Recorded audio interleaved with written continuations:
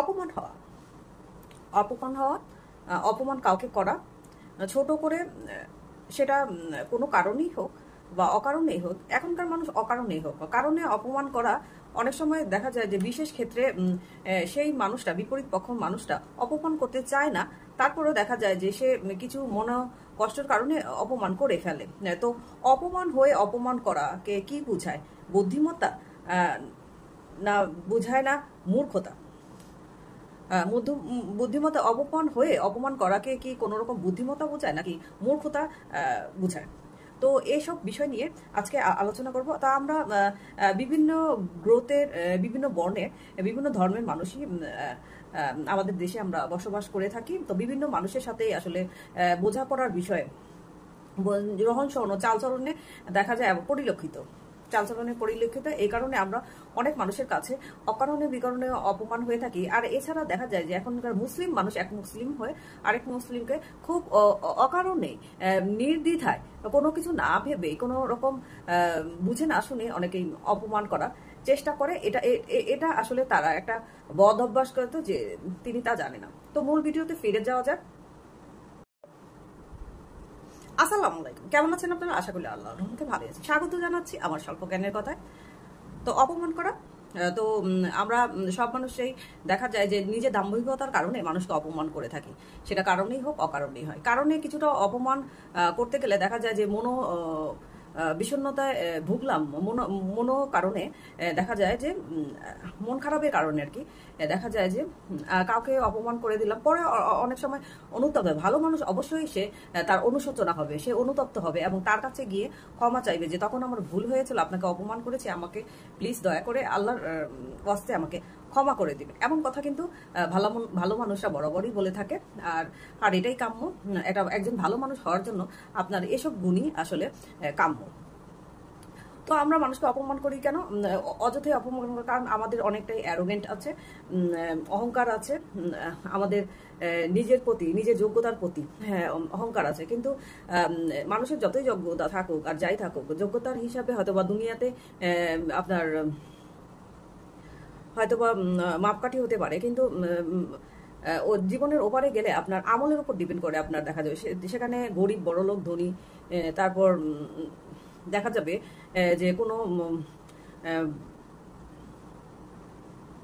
যে কোনো এমন কোনো মানুষ যারা আসলে মানে পাগল বাদ দিয়ে, যেমন যারা কিছুটা প্রতিবন্ধী আছে, কিছুটা আবার কম বুদ্ধির মানুষ আছে, এবং যারা অনেক কারণে আসলে বিকলাঙ্গ হয়ে গেছে। আসলে আমলের উপর ডিপেন্ড করে মানুষ জান্নাত জাহান্নামে চলে যাবে, মানে জান্নাত ও জাহান্নামে চলে যাবে।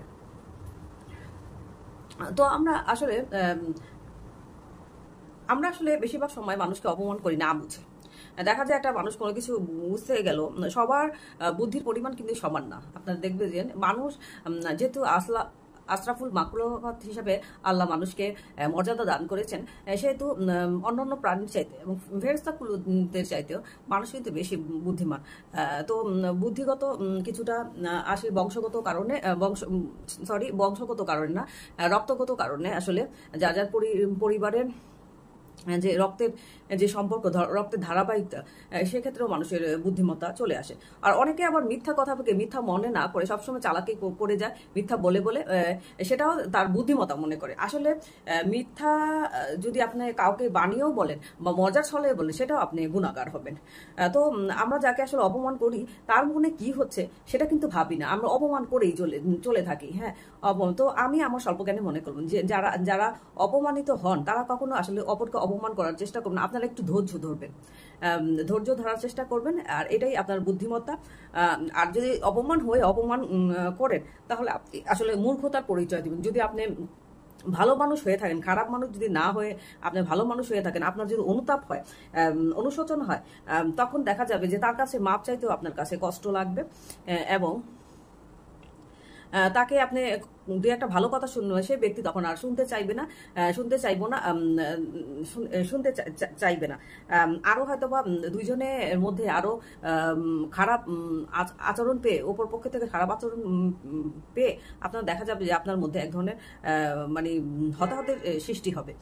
তো অপমান করলে যে অপমান সয়ে যাব তাও কিন্তু সহজ না। আমি সেটাও বলতেছি যে অপমান যে আপনি আমাকে করবেন, আমার অপমান সইতেও কিন্তু আমার অনেকটা সময় লাগবে এবং অনেকটাই বুদ্ধিমত্তা লাগবে। আল্লাহর উপর আপনি ভরসা রাখার সবসময় চেষ্টা করবেন। মানুষের কিছু খোটাখুটি কিছু শুনে দিলেই কিন্তু আপনি কিন্তু বড় হয়ে যাবেন না। এরকম তো কত আপনার দেখা যাবে দিন শেষে আপনি কতটুকু সময় মরে যাবেন আপনি কিন্তু নিজে জানেন না। আর এসবের জন্য আপনার গুণাগার হয়ে আপনার বেহেশতের যে পথটা আছে, আপনি যে সবাই তো বেহেশতে চায়, কেউ কি আর দোজখে যেতে চায়? এমন কোনো মানুষ আছে যে কেউ বলেন না, এমন কোনো মানুষ আছে যে জাহান্নামে যেতে চায়? এমন কোনো মানুষ নেই যে জাহান্নামে যেতে চায়। তো জান্নাতের পথটাকে আপনারা শুরু করে ফেলবেন। এরকম আপনাদের অভ্যাস যদি থেকে থাকে তো অপমান যে করে আসলে সে বুঝে না যে অপর পক্ষে যে আমি অপমান করছি, যে তার মনে কি ঘটছে, এটা কি ঠিক। আর যদি পরে যদি আপনার যদি অনুশোচনা হয়, যদি অপমান করে, আপনি সাথে সাথে তার কাছে যে তাকে খুঁজে তার কাছে গিয়ে আপনি ক্ষমা চেয়ে, এটাই আপনার বুদ্ধিমত্তা। অপমান করে মানুষকে অপমানিত যদিও করে ফেলেন, তো তার কাছে মাপ চেয়ে দেখবেন। আপনারা মাপ চাওয়াটা তো সবচাইতে একজন মহিলার আমি বড় গুণ বলে মনে করব আমার স্বল্প জ্ঞানে। তো আপনারা জানেন আমরা কি মনে করেন যে মাপ চাওয়াটা আপনাদের কাছে কতটুকু বড়। তো আমার কাছে তো মাপ চাওয়াটা এরকম অনেক সময় ছিল যখন আমি টিনেজ বয়স ছিলাম, অপমান করে আরেকজনের তারটা বড় শুনিয়ে দেওয়ার চেষ্টা করতাম। আসলে দেখা যায় তো হতাহতির সৃষ্টি হয়ে এক ধরনের খারাপ তার সাথে এক ধরনের সম্পর্ক ছেদ হয়ে যাওয়া, এবং তাকে যে পরবর্তীতে আমি সরি বলবো এই পরিস্থিতিটাও দেখা যায় যে খুঁজে পাওয়া যায় না। তো ধৈর্য ধরাটা আপনারা বরাবরই জানেন যে আল্লাহ ধৈর্যশীল মানুষদেরকে অনেকটাই পছন্দ করেন। আল্লাহ তো নিজেই ধৈর্যশীল। আপনারা দেখতে পাচ্ছেন আমরা যে এত খারাপ কাজ করি বা করতেই থাকি, ভালো মন্দ জেনেও আমরা যে খারাপ কাজগুলো করে থাকি, হ্যাঁ, মিথ্যা থেকে শুরু করে যত ধরনের খারাপ কাজ আছে আমরা করে থাকি, এরপরে কিন্তু আল্লাহ একদিন একটা মিথ্যা কথা বলবেন বলে ওই সময় কিন্তু আপনাকে ধরে ফেলে না। মিথ্যা কথা বলবেন বলে, হ্যাঁ, ওই সময় কিন্তু আমরা মিথ্যা কথা বলতে বলতে অনেক মানুষের স্বভাব অনেকটাই খারাপ হয়ে যায়। এতে বড় ছোট নাই, দেখা যায় যে একজন বয়স্ক মানুষও যারা আল্লাহর ভীত যাদের কম আছে, যে বয়স্ক মানুষের কথায় কথায় দেখবেন মিথ্যার ছলে ছলে অনেক ধরনের গল্প বানিয়ে সেটাকে মিথ্যাই মনে করে না। সে আসলে মিথ্যার সম্পর্কে কোনো ধারণা নাই। তো আমাদের পরিচিত মানুষের মধ্যেও আমি জানি এরকম মানুষ আছে।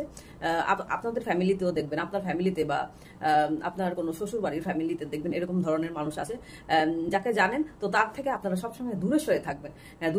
যতদূর দূরে সরে থাকে তাকে হয়তো বা সম্বর্ধনা দিয়ে আপনারা তার থেকে যত দূরে থাকা যায় তার থেকে দূরে সরে, কারণ সেই মানুষ সবসময় মিথ্যা বলে, মানুষের সময় মিথ্যা রায় দেয়, এই তার স্বভাব।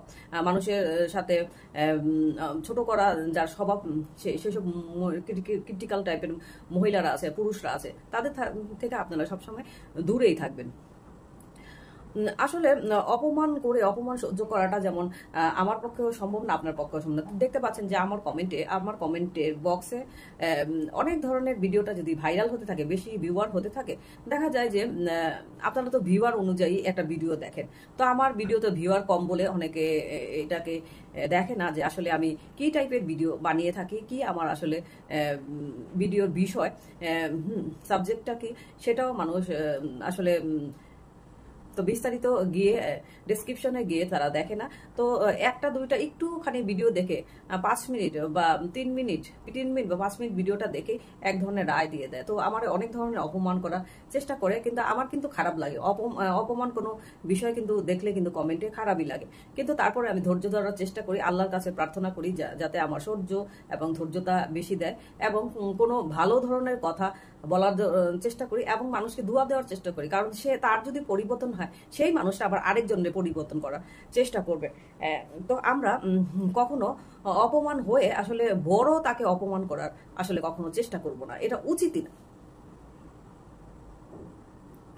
তো ভিডিওটি কেমন হলে আমি জানি না, ভিডিওটি যদি আপনাদেরকে ভালো লেগে থাকে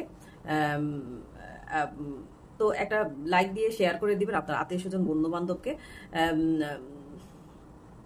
আপনারা অবশ্যই কাউকে অপমান না করে নিজের বুদ্ধিমত্তারই পরিচয় দিবেন আশা করি, এবং আরো বড় কিছু বলে আপনি গুণাগার হয়ে মূর্খতা পরিচয় দিবেন না।